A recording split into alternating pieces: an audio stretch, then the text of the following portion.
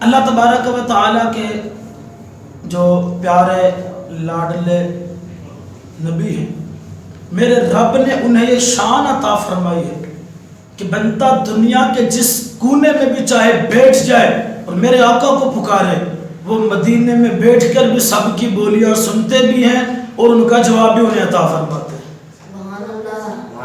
ایسے ہی اعلیٰ حضرت اعلیٰ رحمہ نے اپنے کتاب الدولۃ المکیہ میں مسلم شریف کی روایت نقل کی ہے۔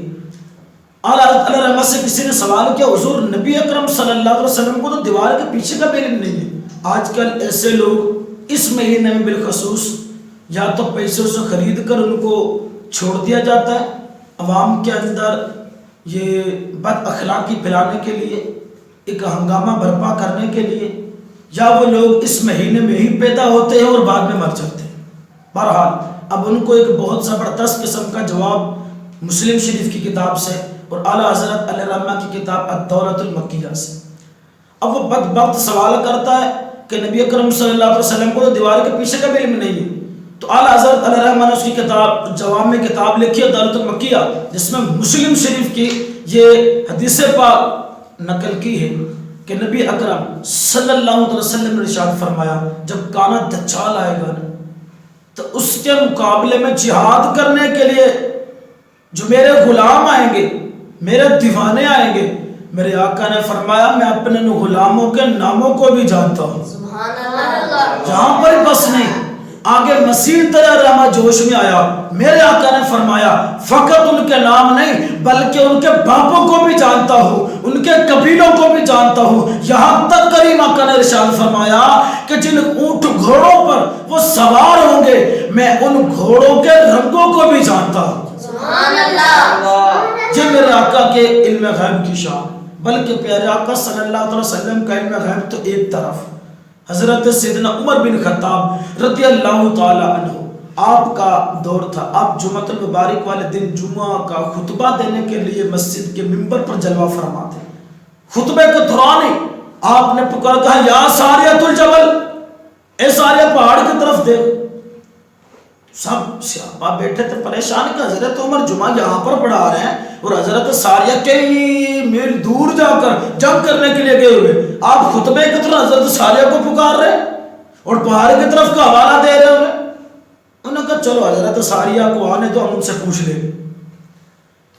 اب ادھر سے امیر المومنین سیدنا عمر بن خطاب نے یہ صدا لگائی، وہاں سے حضرت ساریہ رضی اللہ عنہ کو جو قافلہ تھا وہ ہارنے کی طرف جا رہا تھا، مسلمان شکست کھا رہے تھے، کفار جیتتے چلے جا رہے تھے۔ ادھر سے امیر المومنین کی صدا گئی، وہاں سے حضرت ساریہ نے سنا کہ یہ امیر المومنین کی صدا ہے، آپ نے فوراً حضرت امیر المومنین کی صدا پر عمل کیا۔ کفار نے حملہ کرنا چاہا، آپ پہلے ہی ایک سائڈ پر ہو گئے تھے، ان کا حملہ تو ناکام ہوا، لیکن مسلمانوں نے ان کو پر حملہ کیا، اللہ نے مسلمانوں کو فتح عطا فرما دی۔ لیکن اب جو صحابہ امیر المومنین حضرت عمر بن خطاب کے پاس تھے وہ تو بھی شک میں تھے کہ پتہ نہیں کیا ماجرا۔ ادھر سے حضرت ساریہ رضی اللہ تعالیٰ عنہ کا جو پیغام لانے والا شخص تھا وہ آ گیا خوشخبری دینے کے لیے کہ اللہ نے ہمیں فتح عطا فرما دیا، ہم آگے کی طرف رک کر رہے۔ وہ جیسے ہی آیا تو صحابہ نے گھیر لیا، فوراً سوال کیا بتاؤ کیا امیر المومنین کی آواز تم لوگوں نے وہاں سنی تھی؟ تو اس نے کہا کہ خدا کی عزت کی قسم اگر امیر المومنین حضرت عمر بن خطاب وہاں سے ہمیں نہ پکارتے، وہاں سے نہ پکارتے، نہ ہمیں بتاتے تو شاید ہم شکست حاصل کر جاتے، ہم ہار جاتے، ہم تو جیتنے کی طرف جا ہی نہیں رہے تھے۔ ادھر سے امیر المومنین کی آواز آئی اور حضرت ساریہ نے سن کر عمل اس پہ کیا۔ جب ہم نے امیر المومنین کی آواز پہ عمل کیا، اللہ نے اسی کی برکت مسلمانوں کو فتح عطا فرما دی۔ سبحان اللہ۔ یہ شان ہے ان کے غلاموں کی، یہ شان ہے میرے آقا کے غلاموں کی، خود سردار کا عالم کیا ہو جب یہ میرے آقا کے غلاموں کا علم غیب کا یہ مقام ہے تو خود تاجدار انبیاء کے علم غیب کا عالم کیا ہو۔ تو اللہ تبارک و تعالیٰ نے اتنا غیب عطا فرمایا تھا، میرے آقا علیہ السلام نے کیا خوب فرمایا کہ اور کوئی غیب کیا تم سے نہاں ہو بلا جب نہ خدا ہی چھپا تم پہ کروڑوں درود۔ سبحان اللہ۔ اور کوئی غیب کیسے چھپ سکتا ہے جب اللہ کی ذات تم سے نہ چھپ سکی جو سب سے بڑا غیب ہے؟ اور پھر دیکھیں اللہ کیسے اپنے محبوب سے چھپتا. حضرت موسیٰ علیہ السلام نے کہا یا اللہ میں تیرا دیدار کرنا چاہتا ہوں.